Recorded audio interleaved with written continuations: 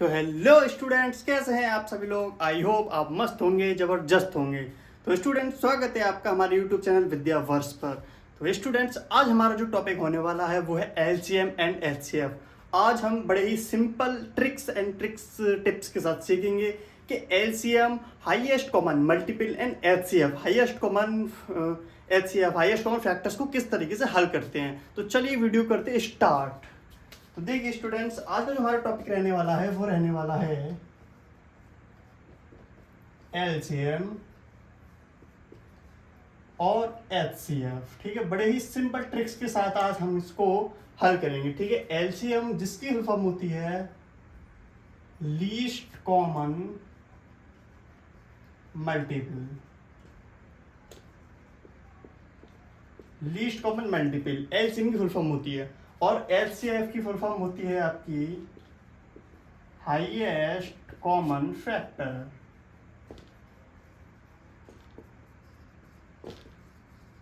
ये होती है आपकी इसकी फुल फॉर्म। ठीक है, लीस्ट कॉमन मल्टीपल और हाईएस्ट कॉमन फैक्टर। एलसीएम को हम कहते हैं लासा, ठीक है, और एचसीएफ को हम कहते हैं मासा। ठीक, इतनी बात आप सभी क्लियर है। ठीक, तो आज हम सीखने वाले हैं संख्याओं का कि लासा और मासा ट्रिक्स के साथ किस तरीके से जल्दी से चुटकियों में हल करें। ठीक है स्टूडेंट, तो जैसे कि एक एग्जांपल ले लेते हैं। मान लो एक एग्जांपल आपके सामने दिया है 2 4 6 8। ठीक है, हमें इस संख्या का लासा ज्ञात करना है, हमें इस संख्या का एलसीएम ज्ञात करना है। तो हम किस तरीके से ज्ञात करेंगे? तो देखिए स्टूडेंट, वैसे आप क्या करते आए हैं, तो इस तरीके से ज़्यादातर स्टूडेंट्स इसको ज्ञात करते हैं 2 4 6 8। ठीक है, इस तरीके से आप सभी लोग ज्ञात करते हैं। तो ये एक बार जाएगा, ये 2 बार, ये 3 बार और ये 4 बार। ठीक है, इसके बाद फिर ये एक बार, फिर ये 3, फिर ये 2, फिर ये जाएगा 1 1 3, फिर 1, फिर ये जाएगा 3 बार 1 1 1 1। ठीक है, इस तरीके से आप इसको हल करते हैं। ठीक है, और हल करने के बाद फिर इसमें क्या होगा 2 इंटू 2 इंटू 2 इंटू 3। ठीक है, 2 दूनी 4 4 दूनी 8 और 8 थी 24। तो इसका जो एलसीएम निकल के आएगा वो 24 निकल के आया। लेकिन अब हम इस वीडियो में सीखने वाले हैं कि इसको हम ट्रिक्स के साथ किस तरीके से हल करते हैं। ठीक है, तो इसे ट्रिक्स के साथ हल करेंगे तो किस तरीके से हो जाएगा। देखिए ध्यान से देखना स्टूडेंट्स, इसमें सबसे बड़ी संख्या कौन सी है 8। ठीक है, सबसे बड़ी संख्या कौन सी है 8। अब हम इसमें देखेंगे क्या 2 का भाग 8 में चला जाएगा। ठीक है, बिल्कुल चला जाएगा, 2 से 8 चला जाएगा। इसी तरह 4 से 8 ये भी चला जाएगा, लेकिन 6 से 8 नहीं जाएगा। तो जब ऐसा कंडीशन होती है कि जब 6 से 8 नहीं जाता है तो हम क्या करते हैं 8 का टेबल पढ़ेंगे हम आगे आगे। ठीक है, और उसमें देखते हैं कि 6 कितनी बार से कट जाएगा। जैसे कि 8 एकम 8 8 दूनी 16 8 तिया 24। तो 24 एक ऐसी संख्या है जो कि 6 के पहाड़े में आती है। ठीक है, 6 एकम 6 6 दूनी 12 6 तिया 18 6 चौक 24, यानी 4 बार कट रहा है। तो सिंपली जो इसका एलसीएम हो जाएगा वो हो जाएगा 24, इस तरीके से। ठीक है, इसी तरीके से हम स्टूडेंट दूसरा क्वेश्चन देखते हैं। तो देखिए एग्जांपल दूसरा, जब हम दूसरा का ज्ञात करेंगे तो मान लीजिए 3 6 9 एंड 12।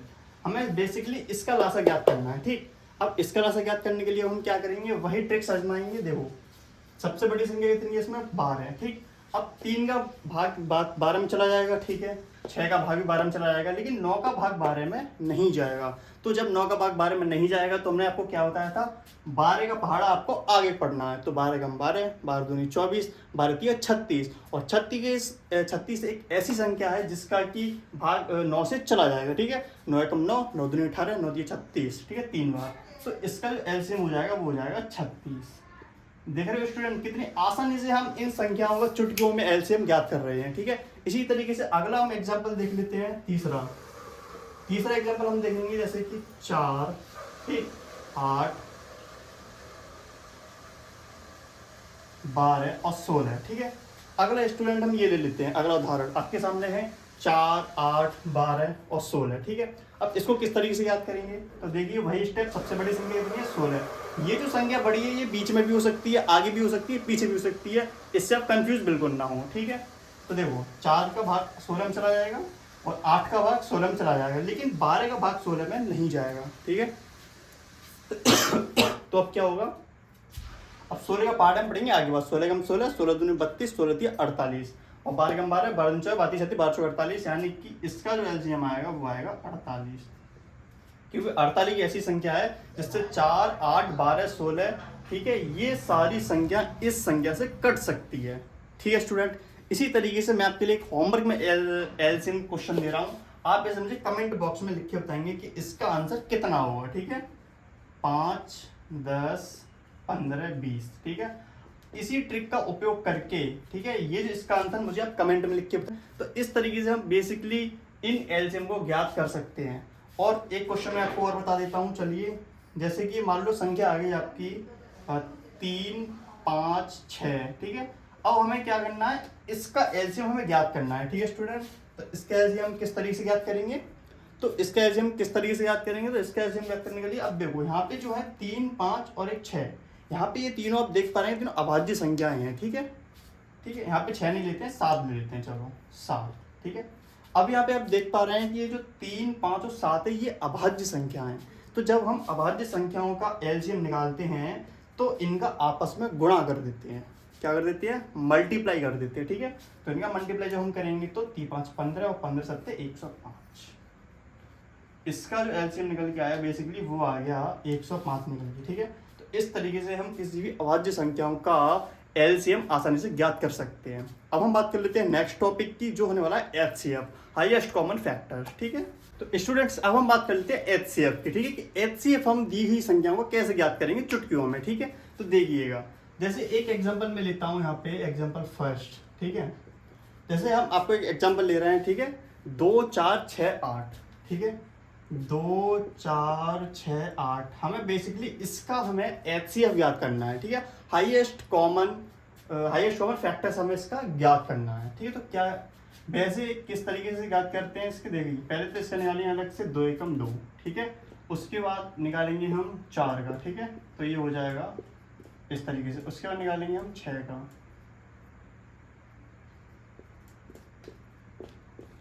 उसके बाद निकालेंगे 8 का। ठीक है, ठीक है, और इससे निकालने के बाद फिर क्या करते हैं, इसमें देखते हैं कॉमन कौन सा है, तो इसमें 2 कॉमन है, तो इसका एचसीएफ हो जाएगा 2। ठीक है, इस तरीके से हम ज्ञात करते थे। लेकिन अब मैं आपको बताऊंगा कि आप चुटकियों में ट्रिक्स के साथ इसको 1 सेकंड में किस तरीके से हल कर सकते हैं। तो देखिएगा ध्यान से, देखो जब हम एलसीएम ज्ञात कर रहे थे, जब हम लासा ज्ञात कर रहे थे, तब क्या हो रहा था, हमारा सबसे बड़ी संख्या इसमें देख रहे थे कि इसमें सबसे बड़ी संख्या कौन सी है। ठीक है, और जिसका भाग नहीं जाता था, ठीक है, तो उस बड़ी संख्या को आगे पहाड़ पढ़ दिया करते थे। ठीक है, अब क्या करना, अब हमें इसमें देखना सबसे छोटी संख्या कौन सी है। ठीक, तो इसमें सबसे छोटी संख्या 2 है। अब हमें देखना है कि इस संख्या का भाग क्या इन बाकी की संख्याओं में चला जाएगा। ठीक है, यानी कि 2 का भाग इन सारी संख्याओं से चला जाएगा या नहीं, अब हमें ये चेक करना है। ठीक है, तो देखिए 2 का भाग 4 में चला जाएगा, बिल्कुल। 2 का भाग 6 में चला जाएगा, बिल्कुल चला जाएगा। 2 का भाग 8 में चला जाएगा, ऑफकोर्सली चला जाएगा स्टूडेंट्स। ठीक है, तो इसलिए इसका जो एचसीएफ होगा वो 2 हो जाएगा। ठीक है, सिंपल सी बात है, इसका जो एचसीएफ होगा कितना हो जाएगा, 2 हो जाएगा। ठीक है, अगला क्वेश्चन ले लेते हैं हम 3 6 9 12। अब हमें इसका एचसीएफ ज्ञात करना है। इसका एचसीएफ ज्ञात करने के लिए सबसे पहले इसमें देखते हैं सबसे छोटी संख्या कौन सी है। तो इसमें जो छोटी संख्या हमको दिख रही है वो 3 दिख रही है यहाँ पे। ठीक है, 3 सबसे छोटी संख्या 3 है। अब हम देखते हैं कि 3 का भाग इन बची हुई इन तीनों संख्याओं से चला जाएगा या नहीं। ठीक है, चलिए देखते हैं। तो 3 का भाग 6 से बिल्कुल चला जाएगा, 3 का भाग 9 से बिल्कुल चला जाएगा, और 3 का भाग 12 से बिल्कुल चला जाएगा। ठीक है, तो इसीलिए इसका जो एचसीएफ होगा सिंपली क्या हो जाएगा, 3 ही इसका एचसीएफ हो जाएगा। ठीक है, इसी प्रकार से अगला उदाहरण ले लेते हैं, जैसे कि 4 8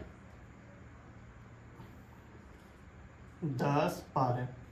अगला हमें इस संख्या का एचसीएफ ज्ञात करना है। ठीक है, तो इसका एचसीएफ ज्ञात करने के लिए वही सबसे पहले इसमें सबसे छोटी संख्या कितनी है, 4।